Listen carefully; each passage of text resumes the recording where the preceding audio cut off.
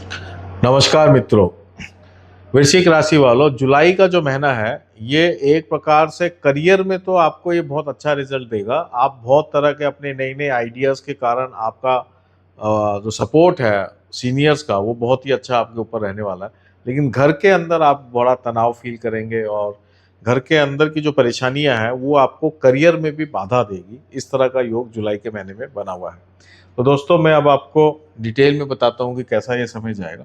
तो सबसे पहले तो ये है कि बुध जो है आपके 30 जून को ही वक्री हो गया था और ये 24 जुलाई तक जो है वक्री रहेगा।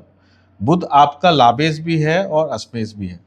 तो बुध का वक्री होने से क्या है कि आपको कहीं ना कहीं से आकस्मिक धन लाभ भी हो सकता है। और अगर आपने किसी प्रकार का रिस्क वाला काम लिया, जैसे आप शेयर मार्केट के अंदर अगर आप आगे हैं या आप किसी प्रकार के MCX और ये सब के अंदर ट्रेडिंग करते हैं, तो फिर आप उसमें मुश्किलों में भी जा सकते हैं। आपको कोई भी जो काम करना है फाइनेंशियल मैटर को लेके वो बहुत ही सेफ चलना है। ये इस बात को ध्यान रखना है। कब तक? 24 जुलाई तक। 24 जुलाई तक आपको कोई भी रिस्क नहीं लेना है। 24 जुलाई के बाद जो है स्थितियां और बेटर हो जाएंगी। शुक्र जो है 5 जुलाई को आपके 9th हाउस से मूव करके और 10th हाउस में आने वाला है। शुक्र जो है आपका 7th लॉर्ड है और 12th लॉर्ड है। ये स्पाउस से रिलेटेड हेल्थ प्रॉब्लम्स को सीरियसली इंडिकेट करता है।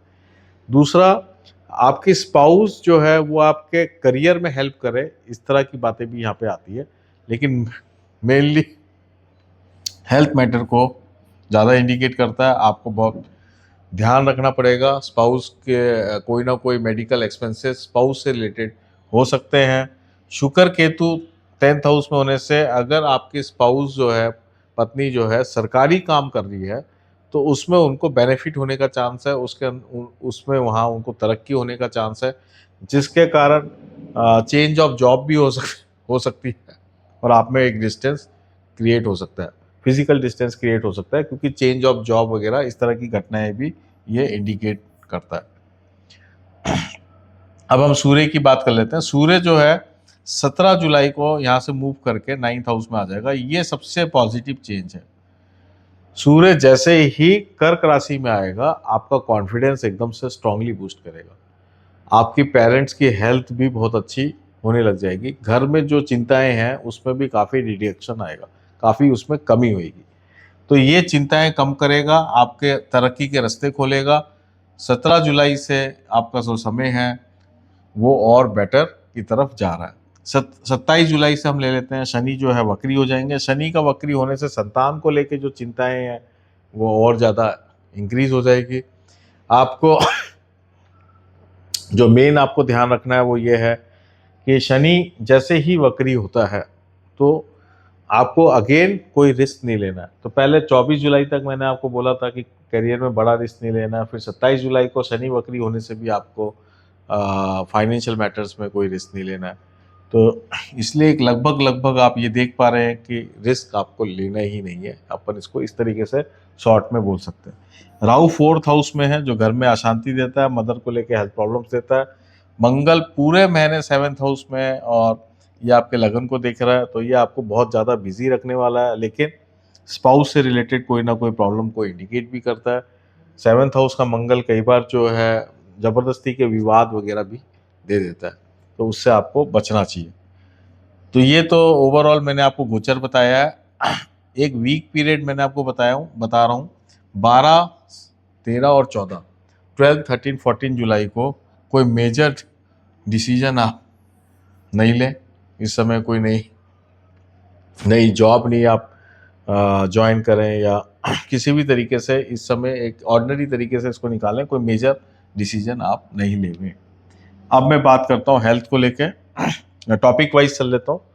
तो हेल्थ मैंने आपको बता ही दी है कि हेल्थ 17 जुलाई के बाद ज़्यादा इंप्रूव कर रही है। बाकी ओवरऑल कोई ना कोई घर के अंदर रोग पे वाइफ को रिलेटेड, मदर को रिलेटेड, इवन फादर को रिलेटेड कोई ना कोई हेल्थ प्रॉब्लम चलती रहेंगी। संतान को लेके भी कोई ना कोई प्रॉब्लम चलेगी, जरूरी नहीं है वो हेल्थ हो। फिर करियर ले लेते हैं। करियर मैंने आपको बता ही दिया, अच्छा जाएगा। वेल्थ को लेके भी ओवरऑल मुझे अच्छा ही देख रहा है। कहीं ना कहीं से पैसे आते रहेंगे। अगर आप रिस्क नहीं लेते हैं, आप आराम से विद प्लानिंग के साथ जो आप कमाई कर रहे हैं, तो फिर आपकी वेल्थ ग्रो करेगी। खतरा, आप रिस्क लेंगे तो उसमें कुछ नुकसान भी हो सकता है। रिलेशन के लिए सबसे कमज़ोर समय है, संतान को लेके भी ये कमज़ोर है, पत्नी को लेके भी कमज़ोर है, घर के अंदर भी कोई ना कोई अशांति का माहौल है। स्टूडेंट्स के लिए ओवरऑल अच्छा समय है। स्टूडेंट्स जो है दूर जाके इंटरव्यू दे सकते हैं, अपने दूसरे नए कॉलेजेस में आप जा सकते हैं, आपको टीचर्स प्रोफेसर्स का बहुत अच्छा सपोर्ट मिलेगा। तो ये ओवरऑल स्टूडेंट्स के लिए one of the finest period है। स्टूडेंट्स के लिए कोई दिक्कत मुझे नज़र नहीं आ रही। स्पिरिचुअल रेमेडी के लिए मैं कहूँगा राहु राहु की रेमेडी करें आप।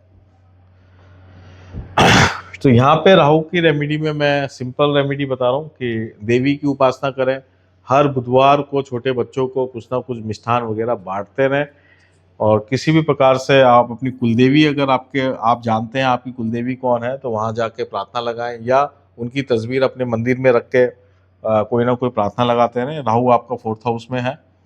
और अगर आप कुलदेवी को नहीं जानते हैं तो जो भी आपको देवी पसंद है, खासकर दुर्गा माता, राहु जो है दुर्गा माता से बहुत कंट्रोल हो जाते हैं, तो दुर्गा माता को आप पकड़ लें और कन्या पूजन करते रहें।